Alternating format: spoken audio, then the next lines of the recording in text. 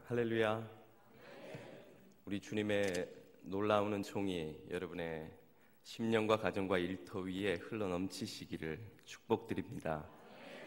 저는 소개해 주신 대로 미국 뉴저지주에 있는 뉴저지 장로교회를 섬기는 김도완 목사라고 합니다.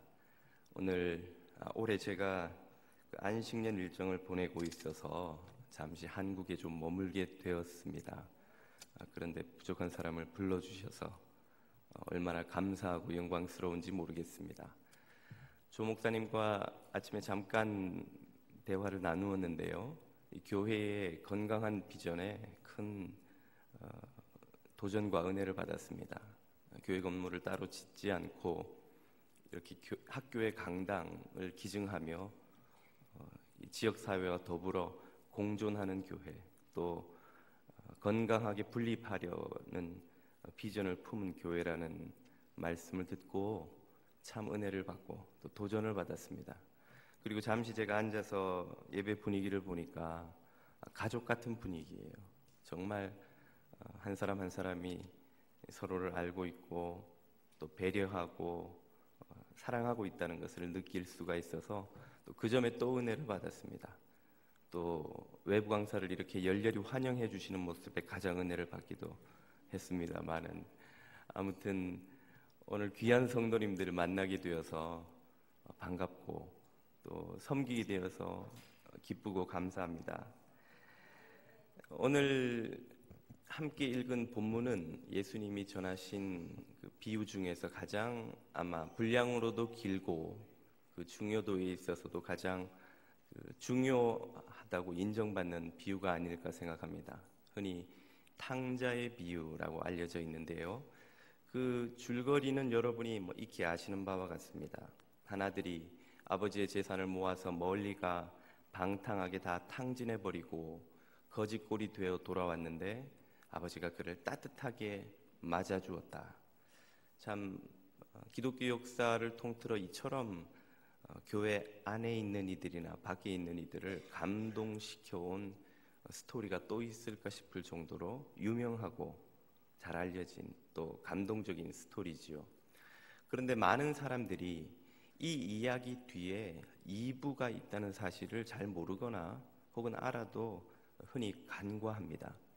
이 1부 이야기 뒤에 또 하나의 이야기가 붙어 있는데 우리가 오늘 그 2부 이야기를 읽은 것이죠.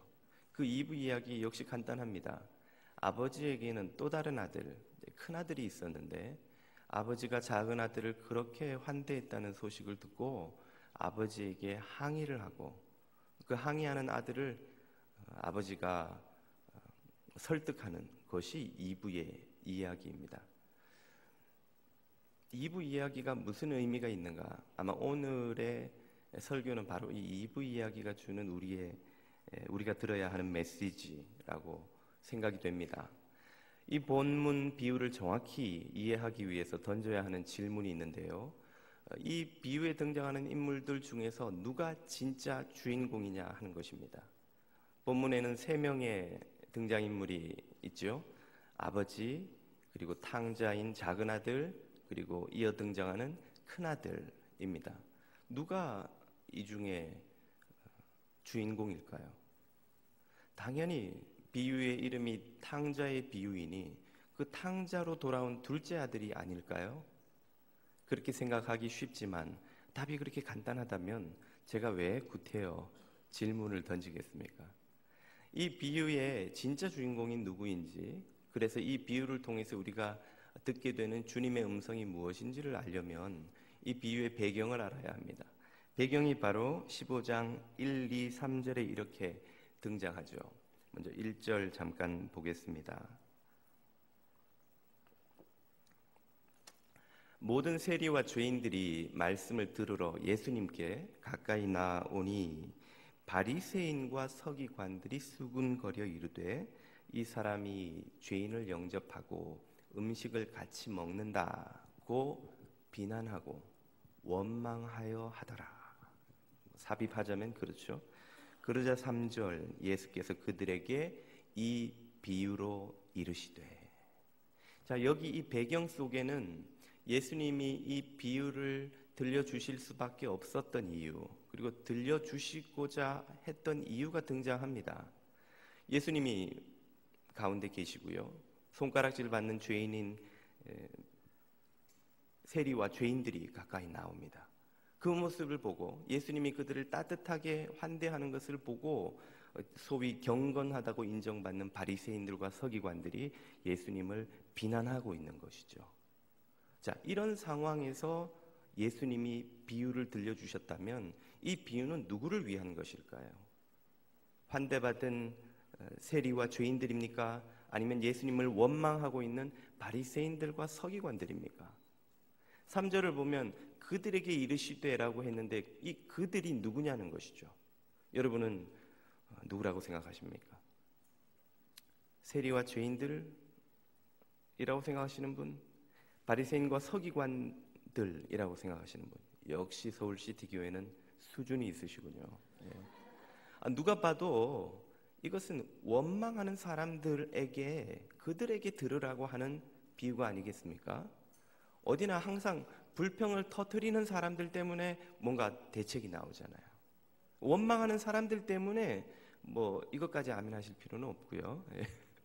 원망하는 사람들 때문에 예수님이 이 비유를 들려주신 거예요.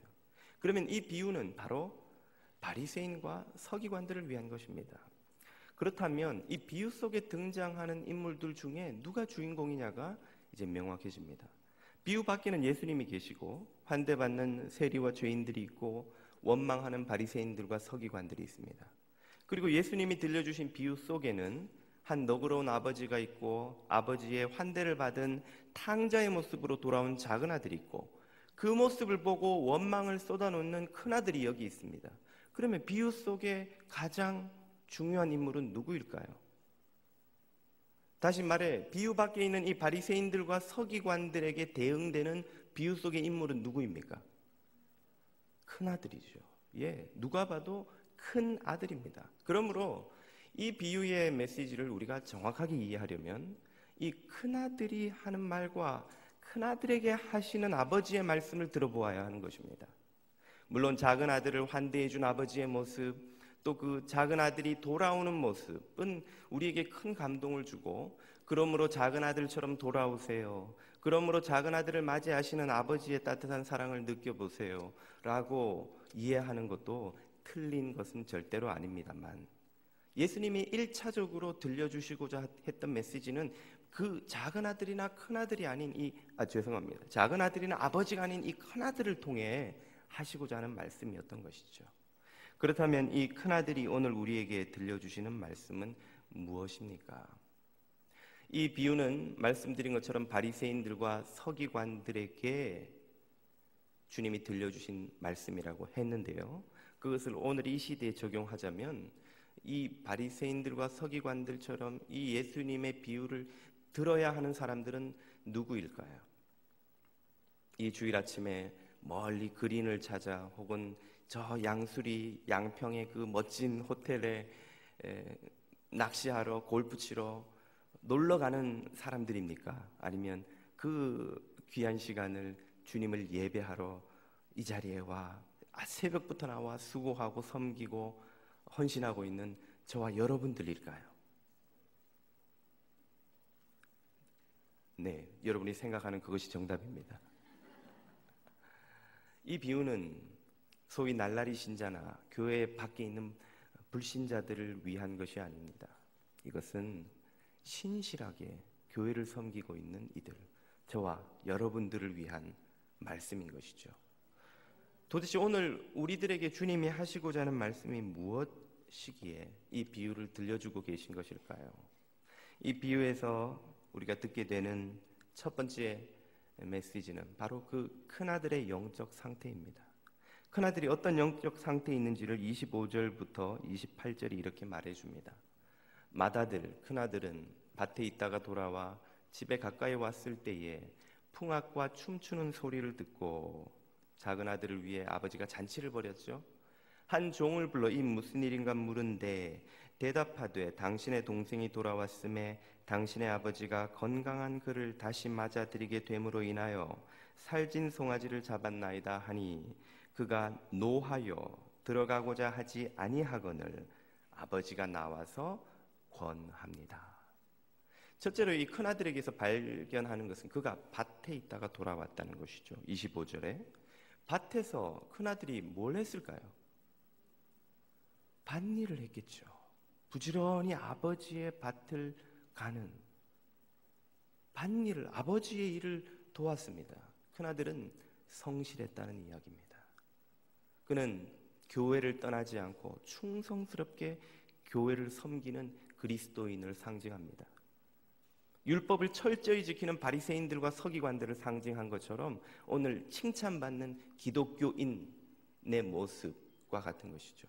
그러나 그에게 두 번째 모습이 있습니다. 그것은 바로 그가 잔치집에 들어가지 않고 잔치집 밖에 서서 분노하고 있다는 것이죠. 그가 노하여 들어가고자 하지 않았습니다. 지금 벌어지고 있는 잔치는 어떤 것입니까?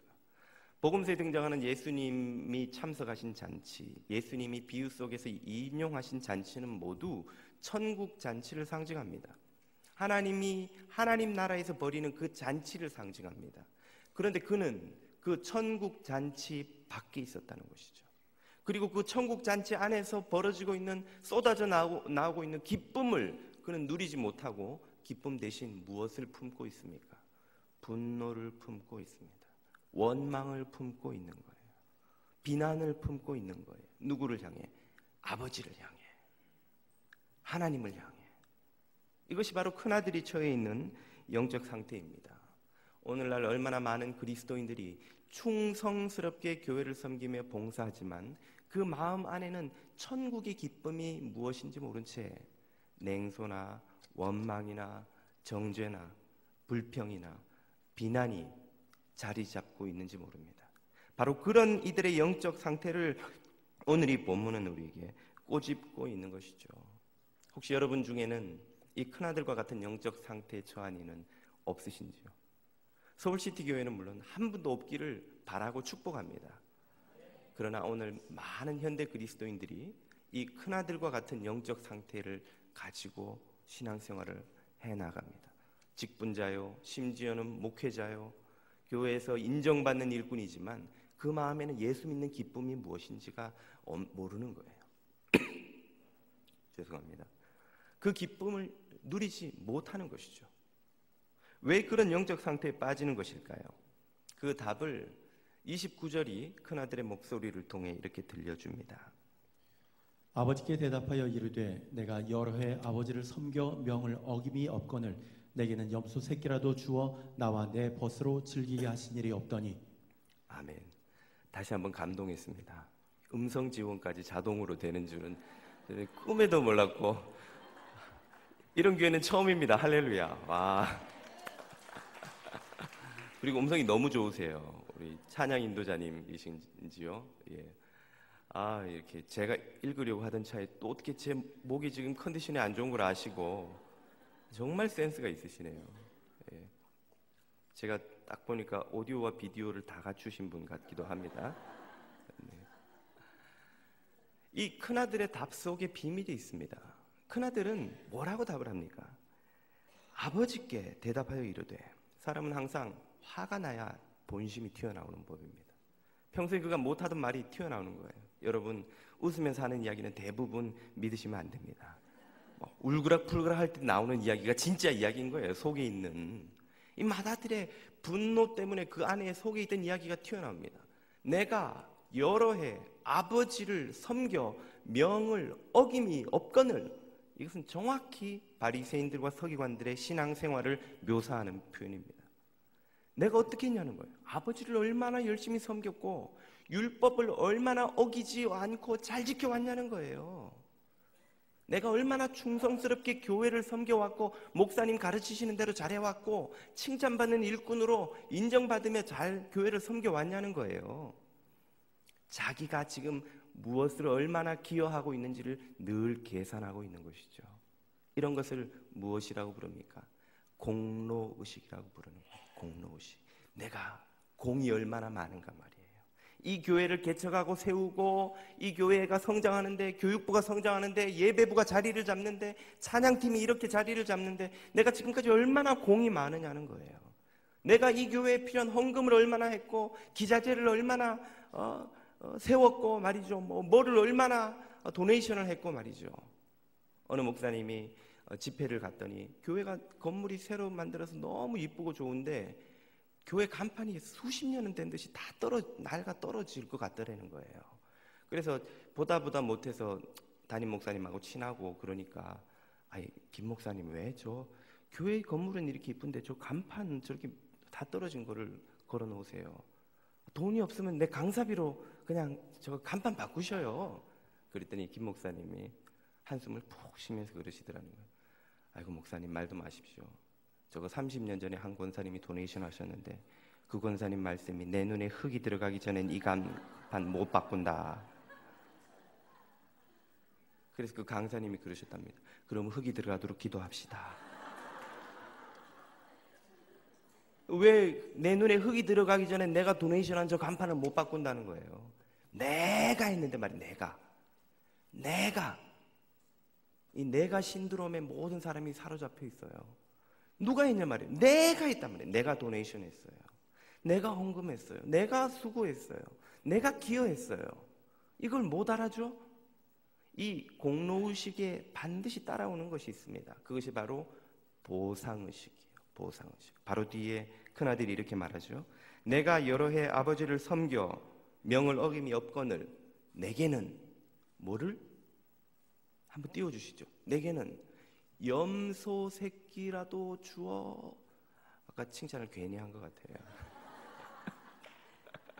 칭찬했더니 그만 감각을 잃어버리시지 않으셨나? 예, 명을 어김이 없거늘 내게는 뭘 줘요? 염소 새끼라도 주어 나와 내 벗으로 즐기게 하신 일이 없더니, 이 말은 뭐 해야 된다는 말입니까? 나한테 주셔야 된다는 거예요.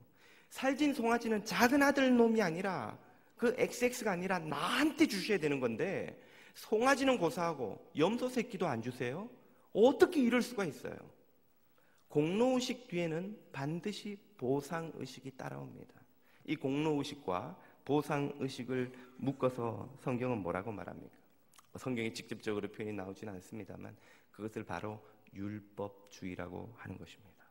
율법주의. 이 율법주의는 모든 종교를 지탱시켜주는 힘이자 근간입니다. 모든 종교의 사상을 한마디로 요약하면 이 율법주의예요. 네가 천국 가려면, 극락 가려면, 상을 받으려면, 축복을 받으려면, 보상을 받으려면 그에 맞는 선행을 하든지 묵상을 하든지 공을 쌓든지 율법을 지키든지 계명을 지키든지 무슨 수도를 하든지 해서 신으로부터 인정을 받으라는 거예요. 그러면 구원받는다는 거예요. 모든 종교가 사람들을 그 종교의 사상, 이 종교의 메시지 안에 묶어두는 방법이 바로 이 율법주의입니다.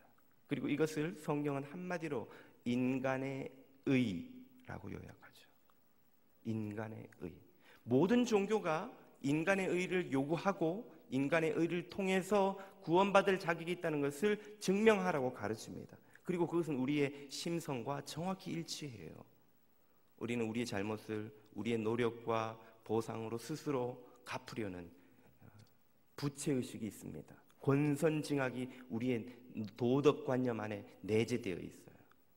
자동적으로 그렇게 생각합니다. 좀 부정하게 큰 돈이 생겼다. 갑자기 헌금이 하고 싶어져요. 헌금을 하거나 목사님 양복을 한 벌 맞춰드리거나 아니면 어디 도네이션을 좀 하면 양심의 무거운 짐을 조금이라도 덜 수 있을 것 같아서. 이것이 인간의 의 때문에 생기는 일입니다. 모든 종교가 똑같은 방식으로 이름은 다르고 타이틀은 다르고 용어는 다르게 쓰지만 똑같이 인간에게 요구하고 인간을 종교 안에 묶어두는 데 사용하는 방법입니다. 그러나 복음은 이 인간의 의, 율법주의가 결코 틈을 파고들 수 없는 하나님의 구원의 메시지입니다. 복음에는 인간의 의가 없습니다. 인간의 의가 끼어들 어떤 조그만 눈곱만큼의 틈도 없는 것이 복음의 메시지입니다. 로마서 1장 16절 17절 내가 복음을 부끄러워하지 아니하노니 이 복음은 모든 믿는 자에게 구원을 주시는 하나님의 능력이 됩니다. 첫째는 유대인에게요, 또 하나 헬라인에게요. 복음에는 무엇이? 인간의 의가 아니요, 복음에는 하나님의 의가 나타나서 믿음에서 믿음에 이르게 하나니, 그 말 앞에는 인간의 의가 아닌 이 표현이 생략되어 있는 것이나 마찬가지입니다. 복음에는 인간의 의가 없어요. 성경은 인간의 의라는 것 자체가 이미 낡았고 누더기가 되었고 폐기되었고 실패했고 부도났고 멸망했고 완전히 소멸되었고 하나님 앞에서 어떤 인간의 의도 눈꼽만큼도 남아있을 수 없다는 사실을 먼저 선포하고, 그런 인간의 유일한 구원의 가능성은 오로지 전적인 하나님의 의를 의지하는 것일 뿐이라고 선언하고 있는 것입니다. 그렇기 때문에 복음 안에는 인간의 의가 없어요. 자리 잡을 수 없어요. 복음 안에는 이 율법주의가 자리 잡을 수가 없어요. 왜 이 큰아들이 천국 잔치 밖에서 천국의 기쁨을 모른 채 분노에 사로잡혀 홀로 떨어져 있습니까? 그렇게 충성스럽게 열심히 봉사하고 인정받는 일꾼인데도 말이지요, 그의 마음속에는 인간의 의에 대한 자각이 가득하기 때문입니다. 오직 인간의 의만 구하고 내가 얼마나 기도를 많이 하는가, 내가 얼마나 충성스러운가, 내가 얼마나 희생과 봉사를 많이 했는가, 그래서 얼마나 인정받고 대접받고 보상받고 축복받아야 하는가만을 계산하는 공로의식과 보상의식이 가득하기 때문에 그는 천국과 상관없는 사람으로 교회 안에서 살아가는 것이죠.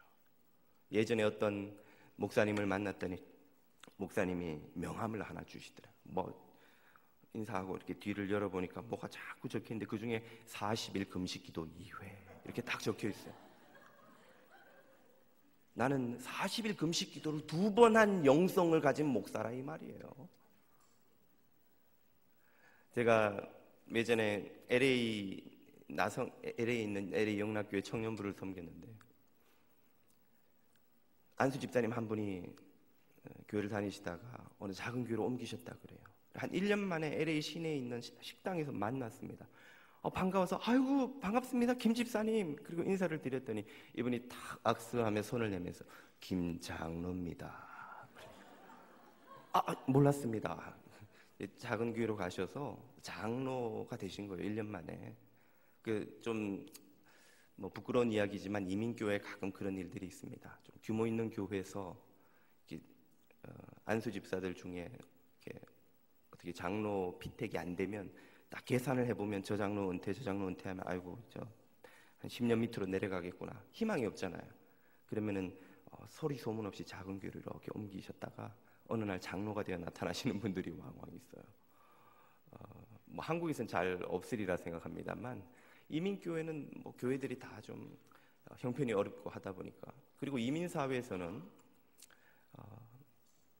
교회 말고는 사람들이 자기를 확인할 수 있는 데가 없어요. 한국만 해도 교회 밖에 나가도 여러분이 스스로를 확인할 수 있는 집단들이 많잖아요. 무슨 회사에서도 과장이 될 수도 있고 부장이 될 수도 있고, 무슨 동호회 가서도 무슨 회장이 될 수도 있고 뭐가 될 수도 있고. 근데 이민사회에서는 이민 생활에 성공을 하든 실패하든 그 미국이라는 전체 사회 안에서는 그냥 소수민족이에요. 내가 내 존재를 확인할 수 있는 데가 교회밖에 없습니다. 그러다 보니까 장로 되는데 목숨을 거는 분들이 왕왕 있어요.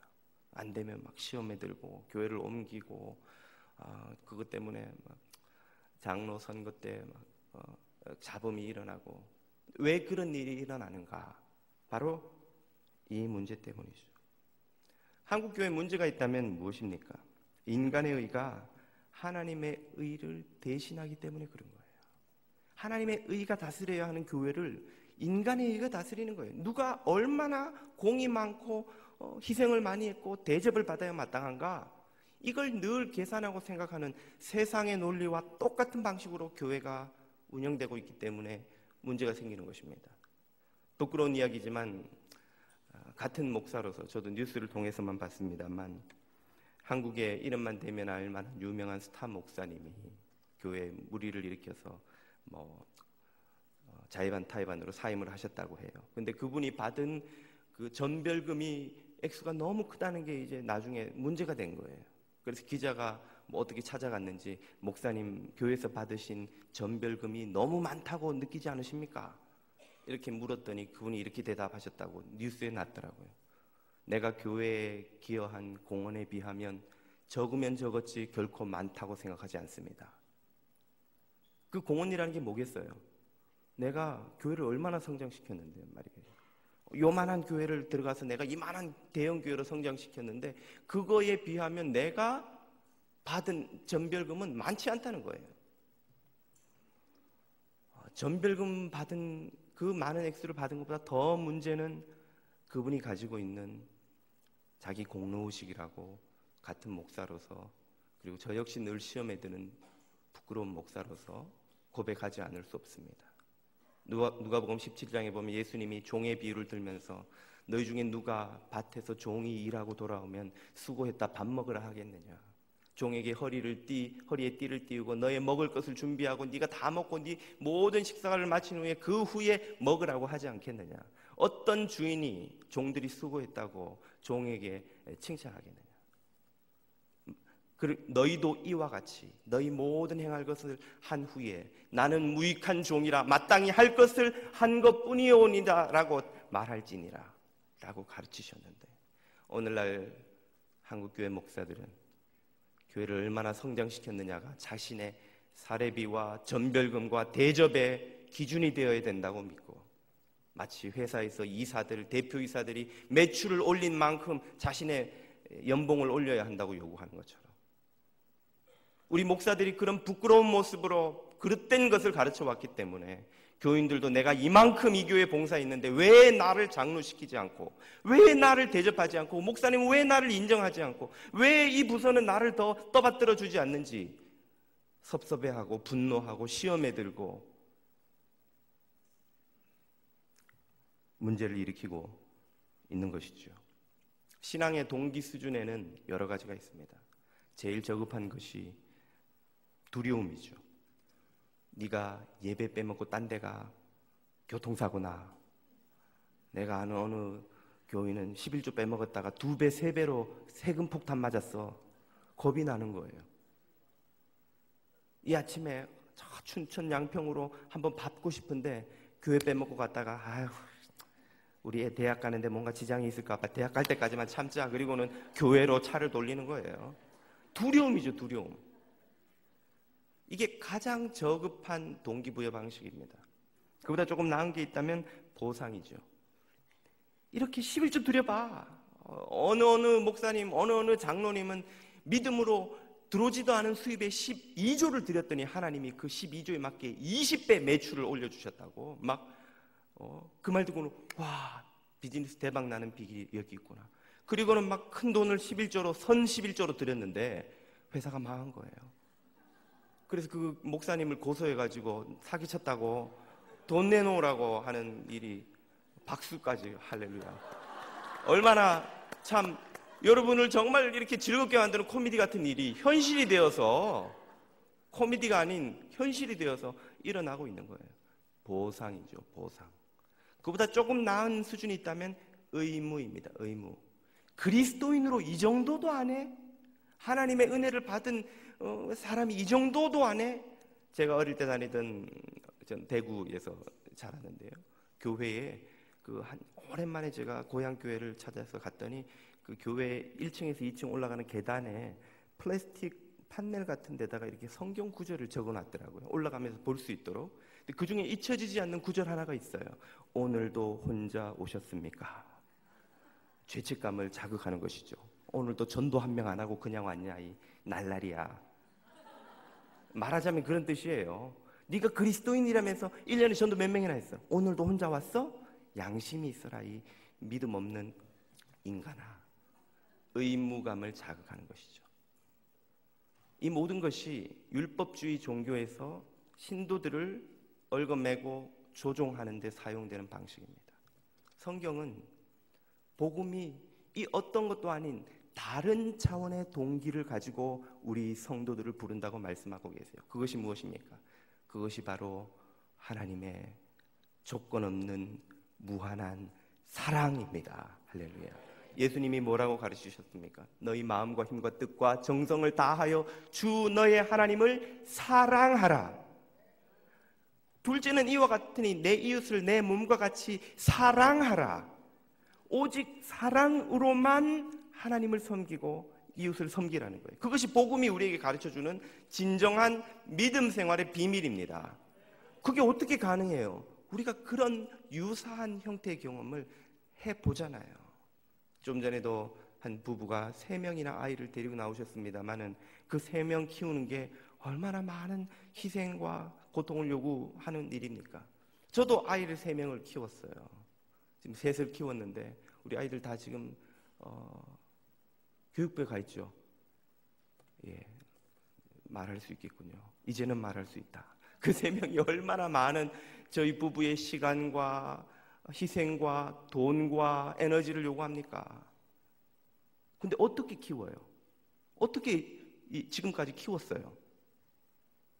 여러분은 어떻게 성인이 되어 지금 이 자리에 있습니까? 이루 표현할 수 없는 우리 부모님의 무한한 사랑 덕분에, 그리고 그 사랑 때문에 우리도 우리 자녀들을 사랑하잖아요.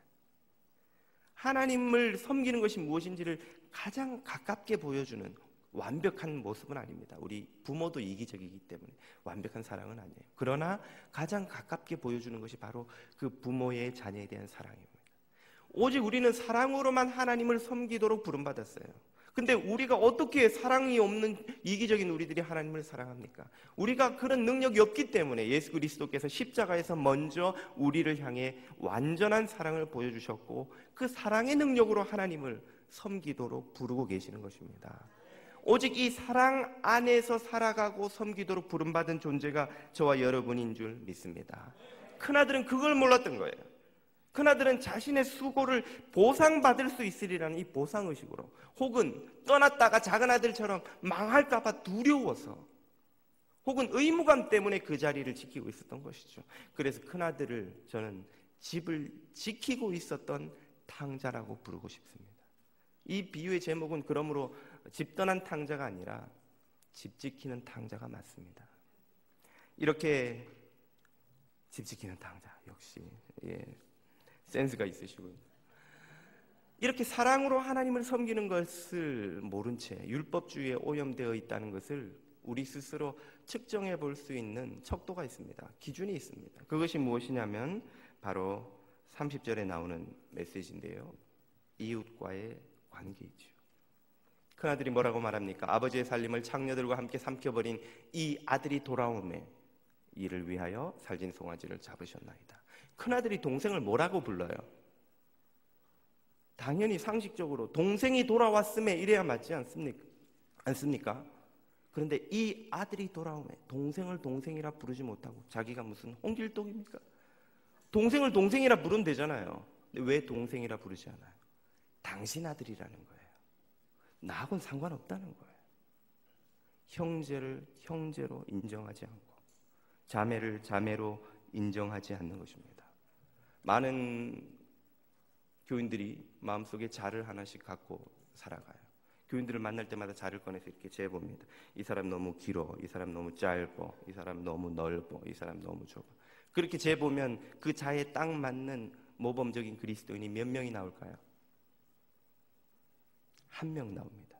그 1명은 바로 나죠. 나밖에는 제대로 믿는 사람이 없는 거예요. 내가 안 하는 걸 하면 저는 광신도 저렇게까지 유별나게 예수를 믿어야 돼? 내가 하는 걸 안 하면 그리스도인이 어떻게 저것도 안 하면서 자기를 그리스도인이라고 부른단 말이야. 그 기준이 뭡니까? 나예요, 나. 내가 하는 게 모든 게 옳아 보입니다. 이 교회가 어떻게 돼야 될지 아는 사람이 나밖에는 제대로 없어요. 목사님도 아이고 영안이 흐려지셨어요. 저 사람도 아이고 저 모르는 사람이 앞에 나가서 설치면서 교회를 엉망으로 만드는, 저 사람도 아이고 자기가 해야 될 일도 모르고 저렇게 뺀질대고 이기적으로, 제대로 된 인간이 하나도 없는 거예요. 그 눈으로 보면. 누구만이 바르고 적당한 균형 잡힌 건강한 신앙을 가진 사람입니까? 나 하는 거예요. 나. 왜 내가 옳아 보일까요? 30년, 50년, 70년 동안 나만 봤으니까. 날마다 아침마다 저녁마다 거울을 통해서 날 보잖아요. 심지어는 밖에 나가 다른 사람을 만나고 얼굴 보고 이야기하면서도 나만 보는 거예요. 그 사람 이야기는 한 귀로 듣고 한 귀로 흘리고 내 할 말만 생각하는 거예요. 내 가치관만 늘 반복해서 생각하는 거예요. 내 생각만 계속 가지고 곱씹으며 살아옵니다. 우리는 평생 나만 봤기 때문에 내가 당연히 옳아 보여요. 내가 삐뚤어져 있어도 70년을 삐뚤어진 것을 보고 있으면 그것이 똑바른 것처럼 보입니다. 우리는 다 그런 존재예요. 그렇게 보면 형제고 자매고 제대로 된 사람이 하나도 없는 것이죠. 이것이 내가 율법주의에 물들었다는 증거입니다. 교회가 율법주의에 물들면 살벌한 곳이 돼요. 교회 가는 것이 긴장이 됩니다. 두려워집니다. 불편해져요. 마음이 외롭고 상처받을 때 교회에 가고 싶은 것이 아니라 교회를 떠나고 싶어져요. 교회가 나에게 부담스러운 곳이 됩니다. 성도의 진정한 복은 무엇입니까? 염소 새끼를 받는 게 아니에요. 성도의 진정한 복은 31절이 말해줍니다. 큰아들의 말을 듣고 아버지가 뭐라고 합니까? 아버지가 이르되 얘 너는 항상 나와 함께 있으니 내 것이 다 네 것이로되. 이것이 성도가 누리는 진정한 복인 줄로 믿습니다. 예수 믿고 우리가 누리는 제일 큰 복은 하나님과 더불어 살아가는 거예요. 하나님 안에 사는 거예요. 예수 그리스도를 모시고 품고 영접하고 살아가는 거예요. 왜냐하면 예수 그리스도 안에 다 있기 때문입니다. 예수 그리스도를 통해서 하늘의 모든 복과 땅의 모든 복을 다 얻기 때문입니다. 하나님의 자녀가 되어 영원히 죄를 용서받고 천국 백성이 되고 그분 안에서 의와 평강의 길을 살아갈 힘을 얻으며 살아갑니다. 그것과 바꿀 수 있는 것이 세상에 없다는 것을 깨닫고 그것이 가장 좋은 사람들이 그리스도인입니다.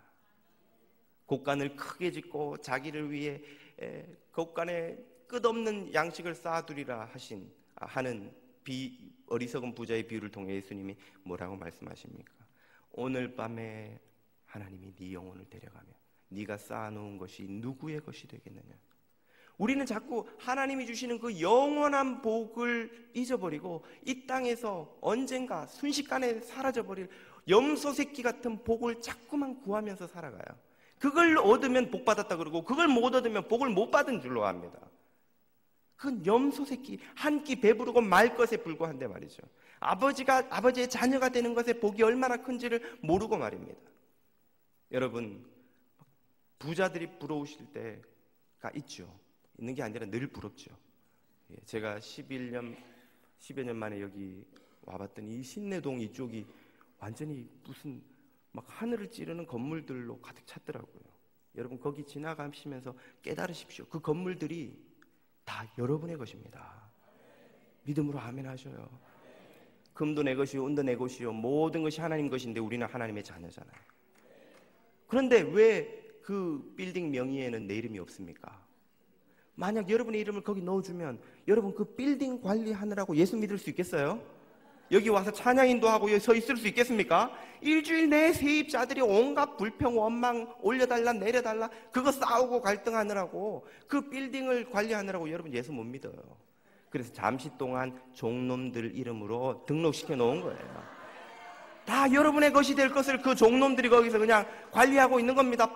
밤새 잠 못 자면서 여러분 잠도 못 자고 세입자하고 싸워가면서 내놔라 말아라 막 그리고 평생 그거 하다가 팍 늙어서 그냥 종놈들은 갈 대로 가고 주님이 그 모든 복을 자녀들에게 주시는 거예요. 그럼 천국 가면 우리한테 빌딩이 막 줄줄이 서 있습니까? 그건 아니죠. 그때는 빌딩을 여러분 앞에 100채 1000채를 줘도 여러분이 돌아도 안 볼 겁니다. 제가 어릴 때 대구 신천동 일대를 주름 잡는 딱지왕이었어요. 날마다 딱지를 해서 동네 딱지를 다 긁어 모았습니다. 그거 막 종이 박스에 이만큼씩 넣고 종류별로 밤새 그거 계산하면요, 이 정리하면 얼마나 행복한지 몰라요. 오늘 몇만 장 땄구나 막. 그리고 이만큼에 100원 받고 또 팔아요. 100원 받고 팔고 그거 또 따오면은 나는 딱지도 없고 돈도 없고. 그렇게 막 박스채로 쌓아놨던 딱지들이 지금 다 어디가 있을까요? 모르겠어요. 어디 쓰레기가 되어서 다. 누가 지금 그 딱지를 트럭채로 갖다 준다고 한들 제가 기쁘겠습니까? 아니요. 아유, 애들 주세요, 애들. 그 딱지가 전혀 저에게 매력이 없는 삶을 저는 사는 거예요. 지금 여러분이 은행에 돈 쌓이는 거, 빌딩 가진 거, 좋은 집 사는 거, 신방 가고 저 구역 모임 하면 이 사람 어떻게 해서 이렇게 큰 집에서 사나 막 부럽지요. 그게 하나도 부럽지 않은 때가 옵니다. 바로 예수 그리스도 안에 있는 영생의 삶을 온전히 누릴 때인 줄 믿습니다. 그래서 사도 바울은 예수 그리스도를 소유하니까 이전에 그가 귀한 줄 알고 누리고 소유하고 악착까지 가지려 했던 모든 것들을 뭐처럼 여긴다고요? 배설물처럼. 그의 돈, 명예, 명성, 바리새인으로 보장된 출세의 길을 모두 그는 배설물처럼 여긴다고 그랬어요. 여러분 혹시 오늘 아침에 화장실에서 이를 보신 후에 물을 내리려다가 오 아름다운 나의 배설물이여, 이 절묘한 모양과 색깔과 향기를 보라, 사진 찍어서 페이스북에 올리고 막 카톡으로 날리고 이것이 내 배설물이요, 내게 훨씬 굵지 않소? 죄송합니다, 이런 예를 들어서. 그런 분 계세요? 그런 분 아무도 없으시잖아요. 그런데 우리는 사도 바울이 배설물과 같이 여긴 예수 그리스도 안에 있는 참 생명을 발견하는 성도들에게 배설물과 같은 그 돈, 명예, 평판, 인기, 세상에서의 지위를 막 이번에 뭐 승진했어 그러면서 막 이렇게 올리고 말이죠. 막 해외여행 가면 아우 막 별것 아닌데 보라카이 섬에 왔네. 그리고 이렇게 막 페이스북에 올려서 사람들이 나를 부러워해 주지 않을까 막 올리고 말이죠. 좋아요 몇 개 찍히는지 보고 막 하루가 좋았다가 나빴다가 하고 말이죠. 그 배설물을 붙들고 우리는 계속 울었다가 웃었다가 배설물 때문에 밤잠을 못 자는 거예요. 사도 바울은 그 모든 것이 예수 그리스도를 소유하고 보니 배설물과 같다고 하였습니다. 그 사도 바울의 깨달음과 천국을 누리는 삶이 서울시티교회 성도님 여러분 모두의 것이 되기를 축복드립니다. 성도의 최고의 복은 하나님과 더불어 살아가는 거예요. 염소 새끼 한 마리 더 얻는 게 아닙니다. 통장에 동그라미 하나 더 생기는 게 아니고, 집 크기 바꾸고 차 바꾸고 양복 뭐 알마니로 뭐 이렇게 바꾸는 게 아니에요. 천국을 누리면요 100불짜리 양복을 입어도 10만 원짜리를 입어도 100만 원짜리처럼 보이는 거예요. 여러분 이거 그렇게 보이지 않으세요? 100만 원짜리처럼? 이거는 옷걸이 때문에 그래요. 딴 것 때문에 아니에요. 예수 믿는 사람들은 10만 원짜리 양복이 아니라 내 안에 있는 수천억 수조 원으로도 헤아릴 수 없는 예수 그리스도라는 보물 때문에 빛나는 사람들인 거예요. 그 얼굴에 빛이 나요. 그 눈에 빛이 나요. 그 섬기는 손길에 빛이 나요. 형제와 자매를 보듬는 사랑의 말과 기도에 빛이 나는 사람들이에요. 그 하나님 안에 살아가는 것이 최고의 복이고, 그 복을 누리면 어떤 변화가 일어납니까? 이웃과의 관계에서도 마침내 변화가 시작되는 거예요. 32절을 보십시오. 아버지가 큰아들에게 이렇게 말하죠. 이 내 동생은 죽었다가 살아났으면 내가 잃었다가 얻었기로 우리가 즐거워하고 기뻐하는 것이 마땅하다 하니라. 아멘. 아버지가 바로 잡아줘요. 이 아이는 내 아들이지만 동시에 네 동생이다. 너의 형제요 너의 자매다. 그는 죽었다가 살아났고 잃었다가 우리가 얻었는데 이것이 우리의 가장 큰 기쁨이자 즐거움이다. 우리가 예수를 진짜 믿는지 안 믿는지를 보여주는 척도가 여기에 등장합니다. 뭐가 여러분에게는 가장 기쁘세요? 예수 안 믿는 방황하는 죄악 속에 있던 한 사람이 예수 믿고 돌아와 그리스도의 제자가 되어 새 생명을 살아가는 것을 보는 것입니까? 아니면 큰 집으로, 더 많은 집으로, 여러 채의 집으로, 큰 빌딩으로 내 재산이 늘어나는 것이 여러분의 기쁨입니까? 만약 후자라면 우리는 아직도 천국잔치 밖에 있는 거예요. 천국잔치 안에 있는 사람은 사람이 변화되는 게 가장 큰 기쁨이에요. 내 영혼이 거룩해지는 게, 예수 그리스도를 닮아가는 게 가장 큰 기쁨이에요. 왜입니까? 한 영혼이 천하보다 귀하다고 했기 때문에. 온 천하에 있는 재물을 다 모아도 한 영혼의 가치를 살 수 없다는 것을 깨닫는 것이 그리스도인들이에요. 하나님과의 관계가 새로워지면 이웃과의 관계도 새로워집니다. 제가 저희 뉴저지 장로교회를 섬긴 지 한 3, 4년쯤 지났을 때입니다. 토요일 날 새벽 1시쯤에 화장실 때문에 잠깐 잠이 깼는데, 주일 새벽이죠. 토요일 밤이니까. 다시 자려고 하는데 갑자기 그 장로님 한 분이 당회 때 하신 말씀이 생각나는 거예요. 너무 말도 안 되는 말씀을 하신 게 생각이 나서 갑자기 그 말과 그 말 때문에 막 또 당해가 시끄러워지고 뭐 이런 걸 생각하니까 막 화가 나서 온몸에서 아드레날린이 과다 분비되어 머리끝에서 발끝까지 피 속을 막 헤집고 다니니까 잠이 안 오는 거예요. 새벽 1시에 빨리 더 잠들어야 새벽에 일어나서 또 주일 섬기러 나가는데, 그래서 꼬박 밤을 새고 차를 타고 교회로 가면서 막 화가 나가지고 하나님한테 원망을 했어요. 주님, 어떻게 이런 분이 죄송합니다. 너무 노골적으로 이야기해서 장로가 돼서 이렇게 저를 괴롭게 하고 당회를 시끄럽게 하고 교회를 이렇게 분란을 일으킵니까? 막 원망을 하니까 주님이 제 마음에 이런 말씀을 들려주셨어요. 그건 네가 순종하지 않아서 그렇다. 제가 뭘 순종하지 않았습니까, 주님? 그러자 주님이 디모데전서 5장 1절 말씀을 제 마음에 딱 들려주셨어요. 그 말씀이 이렇게 나옵니다. 늙은이를 꾸짖지 말고 권하되 아버지에게 하듯 하며. 네가 그분을 아버지에게 하듯 했느냐? 우리 아버지가 그런 말씀을 하셨다면 아무리 화가 나도 내가 그렇게 응대하지는 않았을 터인데, 그때 제가 깨닫게 된 거예요. 내가 장로님들을 아버지처럼 대하지 않았구나. 그날 예배를 드리고 마침 당회가 있어서 당회 문을 딱 열고 들어가니까 작은 아버지 14분이 탁 앉아가지고 저를 이렇게 바라보고 계십니다. 그리고 당회를 하는데 고집센 작은 아버지, 우유부단한 작은 아버지, 말꼬리 잡는 작은 아버지, 서로 싸우는 작은 아버지들끼리 막 싸우는데, 제가 이전에는 그런 모습을 보면 화가 났는데 막 웃음이 나오는 거예요. 막, 아이고 작은 아버지들이 왜 이러시나. 제가 막 실실 웃으니까 장로님들이 목사가 오늘 뭐 기분 좋은 일이 있나, 그리고는 막 저를 이상하게 쳐다보시더라고요.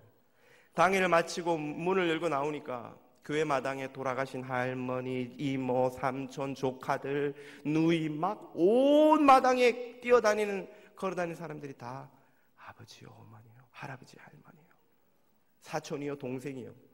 그러고 나니까 그분들이 얼마나 사랑스러워 보이는지 몰라요. 제가 또 한 번 그때 회심을 했습니다. 그날 회개를 많이 했어요. 목사가 입으로는 형제자매 떠들고 설교하면서 정작 마음으로는 그들을 진정한 형제요 자매로 여기지 않고 있었다는 것을 주님이 그날 저에게 깨닫게 해주셨어요. 회개를 많이 시키셨어요. 우리가 하나님을 안다는 것은 무엇으로 증명됩니까? 형제자매를, 죄인과 연약한 자들을 진정 나의 형제요 자매요, 아비요 어미요, 아들이요 딸로 천국의 백성으로 여기게 되는 것으로 증명되는 것이지요. 이 비유는 아버지의 이 말로 끝이 나요. 그러면 질문이 하나 더 있겠죠. 그럼 큰아들은 잔치자리에 들어갔을까요? 들어가지 않았을까요? 들어갔다. 들어가지 않았다. 목사도 모르는 것을 아시는 교인들이 계시는 거예요. 어떻게 알겠어요? 이런 걸 소위 열린 결말이라고 합니다. 여러분 복음서를 잘 읽어보시면 예수님은 진짜 문자 그대로 천재이십니다. 요즘 감독들한테 그래서 마지막에 주인공이 살았습니까? 죽었습니까? 그건 관객들의 몫이지요. 자기도 결론을 못 내린 거예요. 주님이 우리에게 열린 결말을 들려주십니다. 이 큰아들이 천국 잔치에 들어갔을지 들어가지 않았을지를 오늘 우리에게 결정하라는 거예요. 오늘 우리에게 들어오라고 초청하시면서 들어올지 말지를 네가 결정하라는 거예요. 오늘 이 초청을 받은 저와 여러분이 이 천국 잔치에 들어가야 할까요? 말아야 할까요? 저와 여러분이 한 분도 남김없이 하나님의 이 천국 잔치에 들어가 천국의 삶이 무엇인지를 누리며 전하며 사는 행복한 성도들이 되실 수 있기를 축복드립니다. 다 함께 일어나서 기도를 드리겠습니다. 오늘 주신 말씀 붙들고 우리도 복음 안에서 오직 사랑으로만 하나님을 섬기며 사랑으로 형제자매들을 돌아보며 정죄하며 판단하며 원망했던 모든 어리석은 일들을 내려놓고 천국과 같은 교회를 만들며 그 천국을 세상에 전할 수 있게 해달라고 함께 기도드리겠습니다. 함께 기도합니다.